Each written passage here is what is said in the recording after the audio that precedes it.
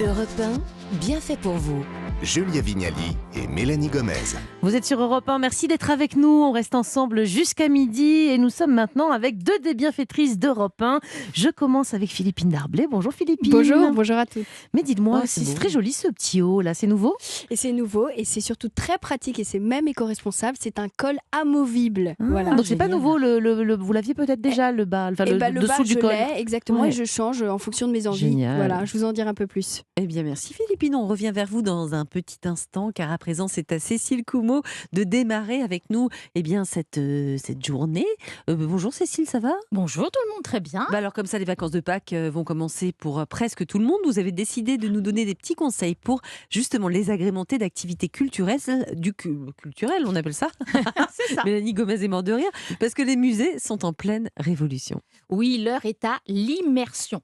Alors tous les lieux du patrimoine en fait s'y mettent, les musées, mais aussi les églises, les châteaux. Ils n'ont en fait qu'une idée en tête, nous plonger dans le lieu, nous transporter dans le temps, dans l'espace, bref, nous faire un voyage quoi, avec un simple billet d'entrée. Alors comment c'est possible ? Eh bien grâce à la technologie, la 3D, la réalité virtuelle, mais aussi plus simplement grâce à la puissance du son, eh bien vous êtes embarqués tout On simplement. adore le son, c'est Eh évidemment, faut miser là-dessus. Bon, la promesse est très belle, Cécile, mais est-ce que la technologie est si magique que ça ? Vous connaissant, je suis sûre que vous avez testé. Évidemment, j'ai pas résisté à la tentation de faire un petit voyage culturel. J'ai choisi le château de Vaux-le-Vicomte, qui se situe donc en Île-de-France, en Seine-et-Marne, pas très loin de Melun. C'est un chef-d'œuvre du XVIIe siècle, avec, vous savez, ses jardins à la française, bref, du grand classique. Donc la famille de Vaugué, qui détient le château depuis quand même 1875, eh bien, elle a décidé de lui donner un petit coup de jeune, comme nous l'explique Jean-Charles de Vaugué. À Vaux-le-Vicomte, on voit tout avec nos yeux, il y a beaucoup de mobilier, il y a les plafonds qui sont peints, on n'avait rien besoin de rajouter finalement et de regarder sur un écran. Et c'est vrai qu'on est un peu anti-écran ici, donc on a voulu que les visiteurs puissent se concentrer sur le son. Et ils sont vraiment plongés dans un son en 3D avec un casque assez haut de gamme. Et on entend des sons devant soi, derrière soi, une porte qui claque, même le souffle d'un personnage qui passe derrière soi. Donc le visiteur quelquefois se retourne pensant voir quelque chose apparaître derrière lui en fait. C'est génial. Voilà, et vraiment ça marche, le bruit du feu qui crépite là, eh bien, ça vous incite c'est génial. finalement à admirer la cheminée monumentale.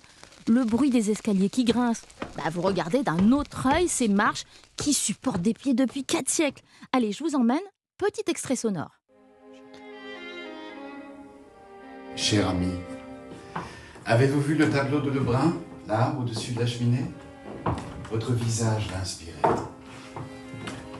Quelle douceur. Je suis flattée d'incarner la beauté.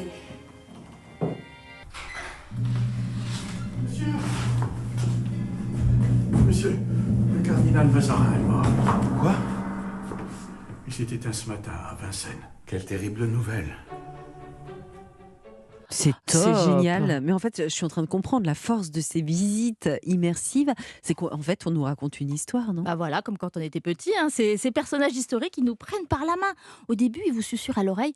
Vous êtes attendu au château. Donc du coup, vous vous cultivez en fait sans vous en rendre compte. Moi, à Vaux-le-Vicomte, j'ai compris comment Nicolas Fouquier, qui était le surintendant du roi Louis XIV, il a été victime d'un complot, banni du royaume. Et là, vous comprenez un peu mieux finalement les mœurs de l'époque à la cour. Mais la réalité augmentée, elle vous transporte aussi dans le temps en reconstituant des lieux réels tels qu'ils étaient finalement à l'époque. À l'Expo Toutankhamon à Lyon, par exemple, qui est prolongée jusqu'au mois d'août, je le précise, vous pouvez pénétrer dans le tombeau du pharaon quand même. Mais Pas moi, mal. je m'y vois déjà avec les enfants, surtout ce côté immersif, ça passe aussi par des jeux. Est-ce que vous avez des expositions à nous recommander dans ce genre-là, pour le coup ? Oui, alors les parcours de visite là sont gamifiés, comme disent les geeks, donc on s'instruit en jouant dans le genre. Vous avez actuellement l'exposition Clovis au musée d'archéologie nationale de Saint-Germain-en-Laye. Alors là, grâce à une appli, vous vous glissez dans la peau d'un mérovingien, vous choisissez Médard, le guerrier franc, ou encore Bathilde, la fille d'un esclave d'origine anglo-saxonne. Et au cours de l'exposition, vous allez devoir faire des choix parfois décisifs pour le personnage qui augmenteront ou pas la richesse et sa notoriété.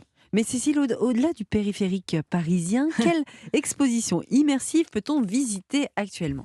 Alors, j'en ai choisi 2. En Normandie, il y a le fameux cinéma en 360 degrés à Romanche. Ah oui. Vous savez, le film, il vous fait vivre les 100 jours Je l'ai de fait, la c'est bataille de génial. Normandie. Ah oui. Voilà, c'est assez génial.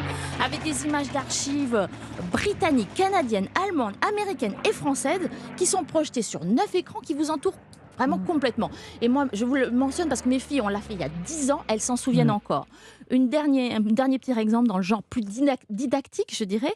Vous pouvez aller visiter l'exposition Feu méga feu à Toulouse. Vous êtes par exemple invité à mener l'enquête pour trouver l'origine d'un incendie dans une cuisine qui a été reconstituée, ou vous pouvez aussi vous mettre dans la peau d'un pompier en traversant un couloir de fumée. Vous voyez, il y en a un peu pour tous les goûts, tous les âges, toutes les familles. Génial. Merci beaucoup pour ces belles prescriptions. Merci aussi pour ces suggestions qui nous donnent là des idées pour les prochaines sorties culturelles en famille. Allez, on passe à toute autre chose avec vous, Philippine. On va maintenant parler d'un accessoire de mode rétro qui est à nouveau tendance, notamment pour son côté pratique et éco-responsable. Il s'agit du col détachable. Et vous en portez un, allez voir sur europe1.fr le très joli col de Philippine. Merci beaucoup pour le petit mot. Oui, le col détachable, par définition, c'est un col qui se fixe sur un vêtement. C'est assez simple, hein. Soit il y a les petits boutons, soit il y a un nœud. Et le but de tout ça, c'est évidemment de le changer pour transformer une tenue.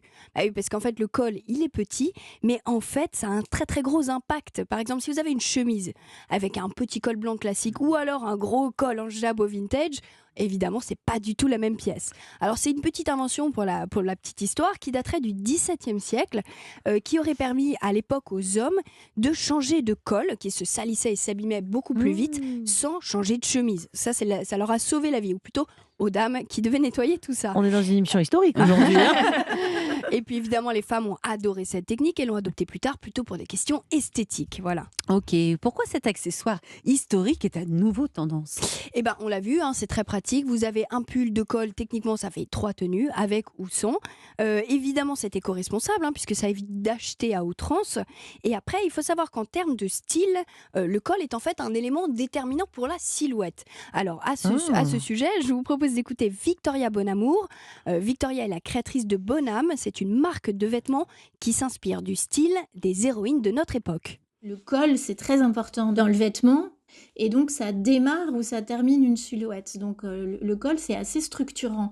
Dans la mode d'aujourd'hui, il y a un retour de petits éléments plus rétro, vintage, mais qu'on va pas du tout porter en total look pour avoir un côté ou Mary Poppins ou très désuet, mais au contraire, ces petits accessoires plus décalés se mélangent très bien avec des pièces contemporaines et des portés contemporains, donc avec des jeans, les cheveux lâchés.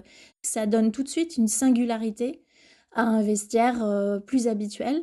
Revenir à des petits éléments de sophistication comme ça, très simple, abordable, ça permet de pimper, comme on dit, une tenue. Bon, allez, moi, je veux la marche à suivre maintenant. Quels sont les différents cols tendances du moment, Philippine ? En vrai, ce qui est génial, c'est que vous pouvez vous amuser presque à l'infini. Il y a des cols pour toutes les envies. Par exemple, si vous avez envie d'un truc sobre et chic pour le bureau, vous pouvez opter pour un petit col Claudine, vous savez, les cols arrondis classiques.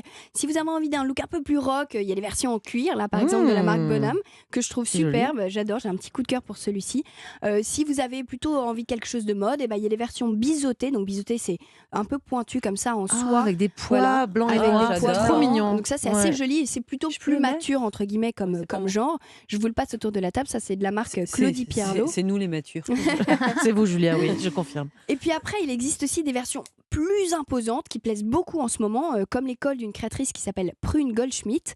Alors pour Prune, le col, c'est plus qu'un col, c'est carrément un bijou. Elle nous explique. Mes cols vont de 4 environ à 9 cm. Ce col volanté, en fait, ressemble fort à un col Médicis. Selon la matière, en fait, il se porte vraiment droit et impose un port de tête. Vous voyez, s'il est en soie, il coule et en fait, il se dépose sur les épaules tel un col arlequin. S'il est dans un tissu rayé ou à carreaux, il va être drôle. S'il est dans une popeline ou un tissu blanc agrémenté de dentelle ou une soie, il va davantage anoblir le look. C'est quelque chose de romantique, rempli de douceur, qui plaît en général aux femmes. Et ce que j'entends aussi, c'est que ça leur rappelle un petit peu les volants de robes de petites filles. Quelque part, je viens soigner cette petite fille qu'elles ont tout en elles et c'est ça qui les touche avant tout. Oh, c'est romantique. Mais c'est ça qui est génial, c'est que vous soyez d'humeur romantique, classique ou rock, en vrai il y en a pour tous les goûts. Et ce qui est génial, c'est que ça démarre à partir de 10 €. Les cols détachables, les cols détachables, c'est génial. On peut l'ajuster sur plein de choses, des robes, des chemises, des. Sur quel site on peut trouver ça? Etsy, vous connaissez le site Etsy par exemple. ETSY. Exactement, c'est un site qui est dédié à tout ce qui est plutôt artisanal, fait main.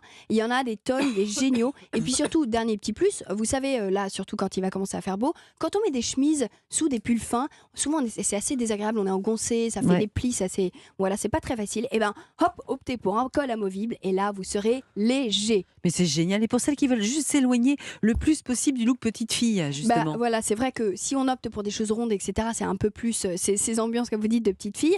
Après, si vous optez pour des couleurs unies, des matières plus modernes, un petit peu comme ce cuir, et des choses simples, ou même biseautées, vous avez des looks beaucoup plus, entre guillemets, matures. Ah, mature. Vous avez vu comme elle vous a pointé du doigt. J'en peux plus. Mature, Julia Reprenez Vignali. votre col, Philippine. Jamais. Eh bien, merci beaucoup, Philippine, et merci, Cécile, pour tous ces bons conseils et ces prescriptions qui nous font du bien.